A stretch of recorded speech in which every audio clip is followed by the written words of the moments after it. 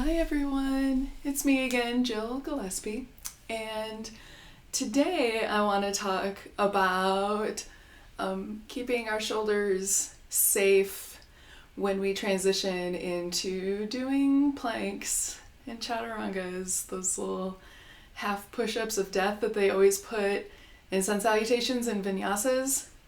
And so I thought it would be good to talk about that because oftentimes in our yoga classes, if we're in a power flow class, things are just moving really quickly and the teachers don't always sit and talk to you about what's happening in your body as you're flowing through these. And so I thought it would be a fun chance for us to learn how to work our way up to doing a chaturanga. And this is still stuff I'm working on my own, and I am nursing a shoulder injury right now, and so I will do my best to be a good role model for you.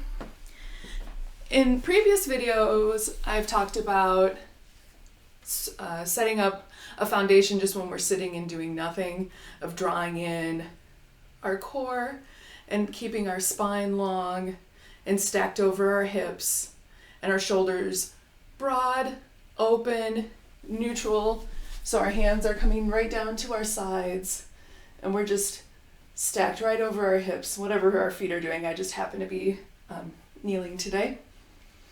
And so we keep the idea of this shape even as we invert our body and we move different directions. And so what can happen when we're getting ready for a plank or a push-up, we know from here our arms come out like this. And what's really easy to do in our shoulders at that point is to let them curl forward.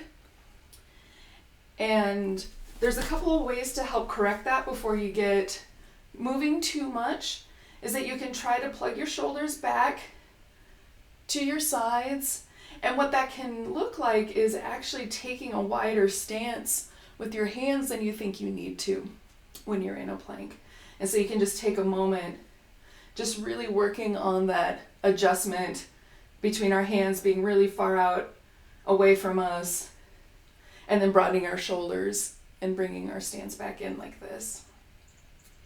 And then when we prepare for a chaturanga, which is that half push-up, normally what we would do if we were on the floor is we would shift our shoulders forward. And so we can't really do that while we're sitting up, but we can emulate the idea. And so keeping our shoulders broad and wide, we can move our hands down just a little bit. Again, keeping that openness in our body. And then imagining we're one just long plank, we're one long board. We bend our elbows right into the side of our rib cage, just a little bit. And so when you lower into a chaturanga push-up, this is as far as you would ever need to go, up to maybe 90-degree bend in the elbow. It's not a hold like this. This is as far as it would ever need to go. So there you go. So even if your lowering is just this, as long as you can still do that with good form, then you're doing great. And so for that to work too, you have to keep that core engagement we've been talking about as well, so you don't start sagging in your hips. So before moving on to the floor, if you want to start practicing this sensation in your body, you have a beautiful wall that you can pretend is your floor, and you can set yourself up for this push-up shape with the palms of your hands pushing into the wall. And so I need to turn my back away from you for a second to set this up, and just bear with me while I figure this out. And so same rules apply. We come to our strong neutral position where our knees are stacked over our hips, our belly is drawing in, our shoulders are down and broad. And then we bring our hands to the wall, starting at shoulder height and making adjustments so our arms can be straight.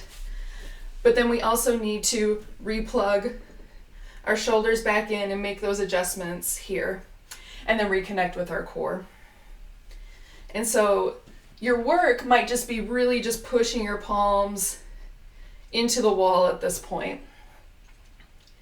To add the little push-up aspect to it, again, since we can't physically come up off the real floor in this way, we can emulate that by just lowering our hands just a little bit, replugging in, firming up everything, and then just bending our elbows towards our sides, and then holding, pushing into the palms of our hands, drawing our belly in, shoulders broad, right in their sockets. And then when you're ready, you just push into your palms and come back up. So you can practice that at the wall. Sorry, I had to look at my back for a while. Then when you're like, I got this, I got the wall, it feels great, then you can move to the floor. And so our first bus stop foundation here is setting up for tabletop. And so if you have distress on your knees when you're in kneeling positions like this anywhere, you can throw a blanket or a pillow under your knees for support, or roll up your mat under your knees. And we'll start with that same strong foundation here in our tabletop position. So we'll stack our hips over our knees and our wrists will come under our shoulders here.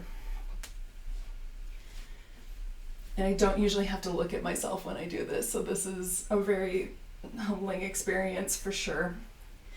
And so with those same ideas of drawing in our core and then replugging our shoulders in and then taking our hands as wide as we need to support the shoulder plugging in. So that's our foundation. So this is a variation of a plank. And so if it's too much stress on your wrists or on your core or shoulders to do anything more intense than this, then this is still really good work, okay? And from this shape, you can practice shifting your shoulders forward and bending your elbows a little bit and just keep your legs where they are. And so once you've set up, you shift forward and then just bend your elbows just a little bit, reconnect. Make sure you're not curving in, and then push up. And then for some release, you might sit your hips back and then come forward and reset. So when you're feeling like you've got this part down, then you might play with stepping your knees back a little bit more to make it a little bit more of a plank shape. And then again, reconnect here, find your shoulder broadening. And actually, you're even gonna be bending your elbows just a little bit.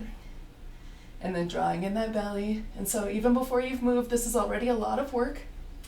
And then you keep everything all in one line as you shift forward a little bit and bend those elbows back. Keep the shoulders wide. And then push back up and take a rest. Now I practiced this a lot before I'm showing it to you, so my arms are already tired, but in theory, what will happen is someday you will feel so strong and so ready that you will do a plank like this, which for the record is not ever required, and it's okay to hate it. Okay. And so we can set up for our plank, locking our shoulders back in,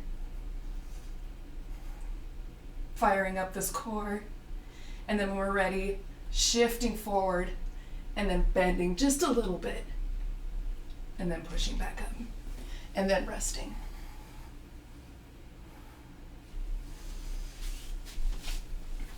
And so these are things that you can do out of the context of a yoga class too, and just help keep those shoulders safe while you're working on your good seated posture and other things that we're talking about. So then when you come to your mat for a class, you can know, oh, they're offering planks, they're offering chaturangas right now. I know how I can do them in my own body. And always know too, you don't have to do any of it. If you're not feeling like doing the push-up, your wrists are tired, you just need a little bit of relief in the middle of a class, but you want to feel like you're still moving and doing something. In your tabletop position, you can still find that foundation here that we're talking about, with your core drawing in, your shoulders broad. And then when they start going through their planks and things, you can pause here and then inhale, tilt your pelvis and your head up so your heart comes forward into this cow back pose. And then you can exhale and tilt yourself in and curl in and find your angry cat back here. And so when they're like, okay, we'll go do a vinyasa right now, you can step back, and they may step back into plank, you can step back into this, and then just mindfully move your body back and forth like this a couple of times. And then you can meet them wherever they are if you want, or you can just rest, because you always have permission to rest and do what you need to do for your body. If you've been practicing a lot and your wrists are tired, take some time during class to shake out your hands, shake out your wrists, do some wrist circles. You can apply pressure to the back of your hand by flipping one or both of your palms at the same time and just applying a little bit of pressure to the back of your hand. You can make it a little more of an intense sensation by leaning back.